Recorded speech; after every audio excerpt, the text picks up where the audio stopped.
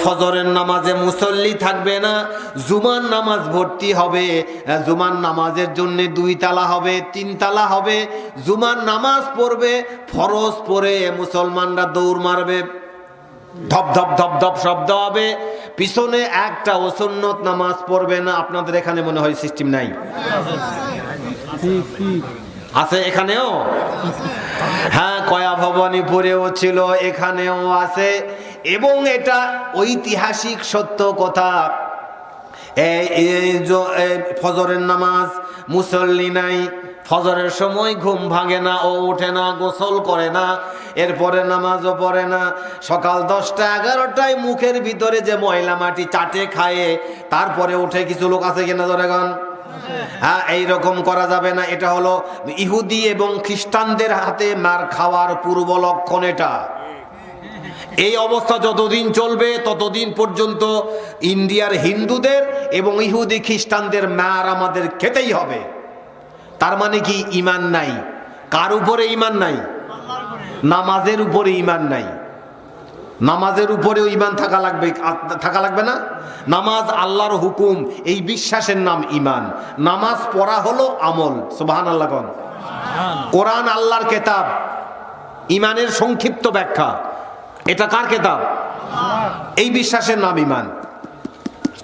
আর এই গোটা কোরআন শরীফ মেনে চলা হলো আমল, কোরআনের উপরে আমল। যাকাত আল্লাহর হুকুম, বিশ্বাস করার নাম ঈমান। যাকাত দেওয়া হলো আমল। রোজা আল্লাহর হুকুম, এই বিশ্বাসের নাম ঈমান। যাকাত দেওয়া আমল, রোজা রাখা আমল, নামাজ পড়া আমল বা আমলে সালেহ, ভালো কাজ যদি কেউ করে, আল্লাহ তাআলা ওয়াদা দিয়েছেন ওই আয়াতে, ওয়ালাকাদ কাতাবনা ফিজ জাবুরি মিন বা'দিল যিকরি আন্নাল আরদা ইয়ারিসুহা ইবাদিয়াস সালিহুন। আমার বান্দারা শোনো, যদি তুমি ঈমান আনো এবং আমলে সালেহ করো, পৃথিবীতে বিপদ আসবে, মুসিবত আসবে, তোমার জেল জুলুম জরিমানা হবে, ঈমান নিয়ে টিকে থাকবে, আমি আসমান থেকে তোমার জন্য ফেরেশতা নাজিল করব। সুবহানাল্লাহ। ফেরেশতা নাজিল করব, তোমার ঈমানের মজবুতি দিব। তোমার ঈমান নাই তাই তুমি উলট পালট করবে, কিন্তু এমন ঈমানদার থাকবে জেলখানার ভিতরে মরে যাবে, এই কাফেরদের কাছে আশ্রয় চাইবে না। জোরে কোন ঠিক কিনা কথা? কিছু কিছু ঈমানদার দেখছি না আমরা বাংলাদেশে, দেখলাম কিনা? জোরে কোন? আছে না? আমাদের নাই, আমরা পলাইছি কোনো ব্যবসা, হ্যাঁ, মোনাফেক টাইপের তো আমরা, যার কারণে। কিন্তু পাক্কা ঈমানদার শাহজালাল ইয়ামিনী রহমতুল্লাহ আলাইহি, শাহ আমানত, শাহ মাখদুম, শাহ সুলতান বলখির ওই লেভেলের, তারপর খাজা মঈনুদ্দিন চিশতি আজমিরি সঞ্জলি রহমতুল্লাহ আলাইহির মতো ঈমান বাংলাদেশের কোন কোন মুসলমানের এখনো আছে এবং ভবিষ্যতেও থাকবে ইনশাআল্লাহ। জোরে কোন ইনশাআল্লাহ? আরো জোরে কোন ইনশাআল্লাহ? আমরা তাদের উত্তরসূরি, আমরা তাদের পদাঙ্ক অনুসরণ করি। আল্লাহ আমাদের সে তৌফিক দান করেন, কোন আমিন। আল্লাহ রাব্বুল আলামিন বলেছেন, যদি তুমি ঈমান রাখো, আমলে সালেহ করো, তাহলে শুধুমাত্র পৃথিবী নয়, মহাবিশ্বটা তোমার নামে লিখে দেওয়া হবে। তুমি রাজত্ব করবে, শুধু মানুষের উপরে নয়, দলীয় নেতা কর্মীরা শুধু শুনবে এইরকম না, গরু ছাগল পর্যন্ত তোমার অনুগত করে দেব যদি তুমি আমার আনুগত্য করো। আমার ব্যাপারে তোমার কোনো প্রশ্নাতীত ভাবে আমার সামনে মাথা অবনত করে দাও, তাহলে ওই সূর্যটা আঙ্গুল উঁচু হবে, সূর্যটাকে আল্লাহ, চাঁদটাকে আমি আল্লাহ দিয়ে খণ্ডিত করবো। সুবহানাল্লাহ। আল্লাহ নবী আঙ্গুল তুলছে না? কি হয়ে গেছে? হ্যাঁ, চাঁদ 2 টুকরা হয়ে গেছে। অঙ্গুলি সেই ইশারে চাঁদকে 2 টুকরো। সুবহানাল্লাহ। জোরে কোন ভাইরা আমার, যদি বলেছেন হ্যাঁ, তাহলে হয়ে গেছে। যদি গাড়ে সুর যেটা আল্লাহ নবী পলাচ্ছেন, আবু বকর রাদিয়াল্লাহু তাআলা আনহু এবং মুহাম্মদ রাসূলুল্লাহ সাল্লাল্লাহু আলাইহি ওয়াসাল্লাম লুকায় আছেন। আল্লাহ তাআলা, আবু বকর বলতেছে, হুজুর আমরা ধরা পড়ে গেলাম, সংক্ষেপে বলি ধরা পড়ে গেলাম। আল্লাহর নবী বলতেছে, আবু বকর ধৈর্য ধারা হয়ো না, লা তাহজান ইন্নাল্লাহা মা'ানা, ভয় করার কিছু নাই, আমরা দুজন নয়, আমাদের সাথে আমাদের আল্লাহ আছেন। সুবহানাল্লাহ। সেই আল্লাহ কি আমাদের সাথে আছেন? থাকতে পারেন? সাহায্য আল্লাহ তাআলার পক্ষ থেকে আসবে, আসবে কিনা? আমরা চাই সে সাহায্য, ভালো ভালো মানুষ চাই আমরা। একজন মেম্বার যেন ভালো হয়, কি হয়? চেয়ারম্যানটা যেন খালি নামাজিও চুরি করতে পারে। নামাজি লোক চুরি করে না, নামাজি লোক মিথ্যা কথা বলে না, নামাজের দোষ নাই, ওই লোক তার দোষ। তবে নামাজের মাধ্যমে চুরি চামারি বন্ধ হবে, কথা বলেন ঠিক কি না কথা? হ্যাঁ, তবে ভালো মানুষ চাই, নামাজি, পরহেজগার, আল্লাহওয়ালা, বুজুর্গ, এই রকমের মানুষ আমরা চাই। নিচ থেকে উপর লেভেল পর্যন্ত আল্লাহ কবুল করেন। হ্যাঁ, দ্বীন ইসলাম যেন প্রতিষ্ঠিত হয় বাংলায়। আন আকিমুদ্দীনা ওয়ালা তাতাফাররাকু ফি। সুবহানাল্লাহ। রাজি নাকি? বলেন 10টা। শুধু কোরআন যদি আপনি মুখে উচ্চারণ করেন জবান ছেড়ে, 5 10 50টা নাকি। এই কোরআনের ব্যাখ্যা আসছে হাদিস। এই হাদিস কথাটা আরবিতে লিখতে 5টা হরফ লাগে। এই কোরআন যে মানুষের উপরে নাজিল, সে মানুষের আরবিতে নাম হলো ইনসান। কি নাম? এটাও বাংলা আরবিতে লিখতে 5টা হরফ।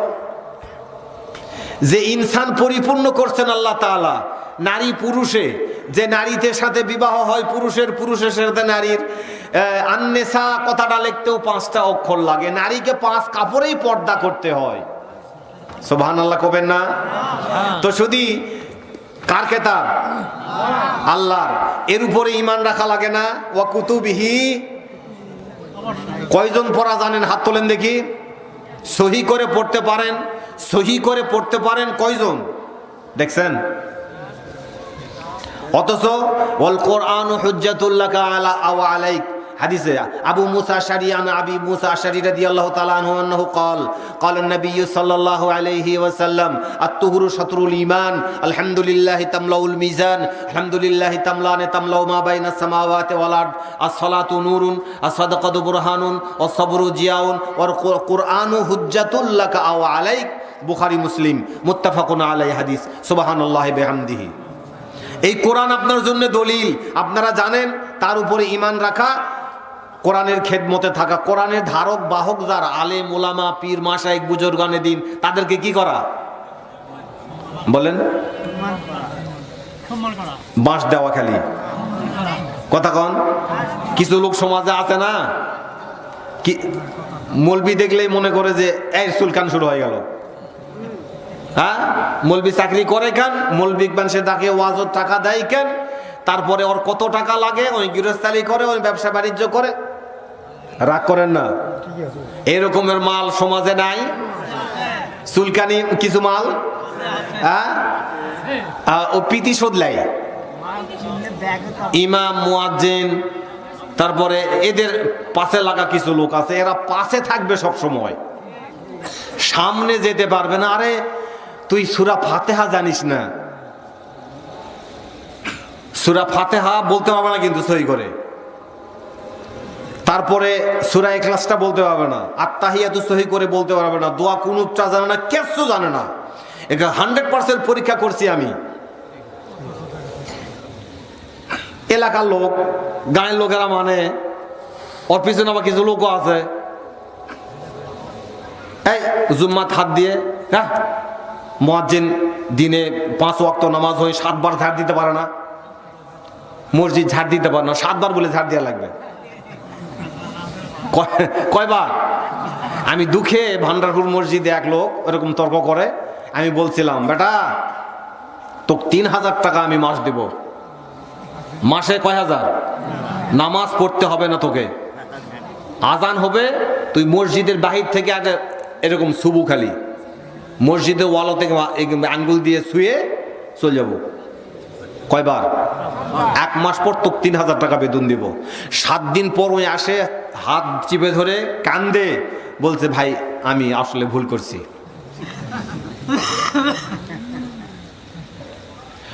শুক্রবারের মসজিদে জুমার খুতবায় একটা বিষয়ের উপরে আধা ঘন্টা বা 1 ঘন্টা 45 মিনিট বক্তৃতা করার মৌলবি কিন্তু খুব একটা বেশি নাই। কথা কন না কেন? কিন্তু এই মৌলবি দেখলেই যে ওর চুলকানি হয়, কসলায়, মানে কসলা বাসায়, বুঝছেন? নিজের তো নাই কোনো যোগ্যতা আছে, নাই এই রকমের সমাজের লোক। এই আপনাদের মসজিদে থাকলে ছাড়াই করবেন, এই জাতের লোকের দরকার নাই। ইমামকে ভালোবাসে না, মুয়াজ্জিনকে ভালোবাসে না, তারাবির সময় হাফেজদেরকে ভালোবাসে না, এই জাতের লোক যেন মসজিদের কমিটির আশেপাশে না থাকে। আপনারা অসন্তুষ্ট হলেন? কে কে অসন্তুষ্ট হচ্ছেন দেখি হাত। খবরদার, এই কোরআন তো কবরেও আপনার পাহারা দেবে। সুবহানাল্লাহ কোন? কবরে পাহারা দেবে এই কোরআন। কবর, হাদিস বলি, কবরে শোয়াবে। এই কথা বলো না ভাই, আলোচনা শেষ। কবরে শোয়ায় দিছে একজন আল্লাহর বান্দাকে, কোরআনের একজন ধারক বাহককে। কোরআন পড়তে জানতো না, কিন্তু মাদ্রাসার ছাত্রদেরকে ভালোবেসেছে লোকটা। ওরা পড়তো, এ আস্তে করে বসে থাকতো, আলেম ওলামাদের হাতে মুসাফা করতো। মান সাফাহা আলিমান ফাকাদ সাফাহানি ওয়া মান সাফাহানি কানা মাই ফিল জান্নাহ। সুবহানাল্লাহ বলেন না? এটা হাদিস। আল্লাহ নবী বলেছেন, মান সাফাহা আলিমান, আমার কোন উম্মত যদি হক্কানি আলেমের হাতে সালাম দিয়ে মুসাফা করে, হাতে হাত রাখে, মান সাফাহা আলিমান ফাকাদ সাফাহানি, সে যেন আমার হাতে হাত রেখে মুসাফা করলো। ওমান সাফাহানি, যে আমার হাতে হাত রেখে মুসাফা করবে, কানা মাই ফিল জান্নাহ। ভাই এই শোনেন, কথা থাকতে পারে, কথা থাকতেই পারে, আস্তে গোসল যায়, কথা বলে চলে আসেন, সমস্যা তো নাই, ঝগড়া করার জায়গা নয়। আমার কথা যে সবারই পছন্দ হবে, ঘুতাও লাগতে পারে, তো খোঁচা লাগতে পারে, তো মনে করতে পারেন যে খোঁচা লাগতেছে, তাহলে স্লোলি গো। হ্যাঁ, দুধ কিন্তু খুবই ভালো খাবার, ঠিক কি না? কিন্তু যার পেটের সমস্যা আছে, সে খেলে কি হবে? দুধের দোষ, কন্যাকা দুধের দোষ, দোষটা কার? এই বুঝে নিবেন। বসেন, কি বলছিলাম? কবরস্থ ব্যক্তি উপরে আমরা খাড়াল বলি, যে বাঁশগুলা দেয়, কি বলেন? খাড়াল দেওয়ার পরে মাটি দিচ্ছে, মাটি দেওয়া কমপ্লিট হয়নি এখনো। এইরকম সময় কবর উপর থেকে ছেড়ে দেওয়া হয়নি, ওই যে ঘিরে ঘিরে দেয়, চাটায়, এর কাজ চলতেছিল তখনও।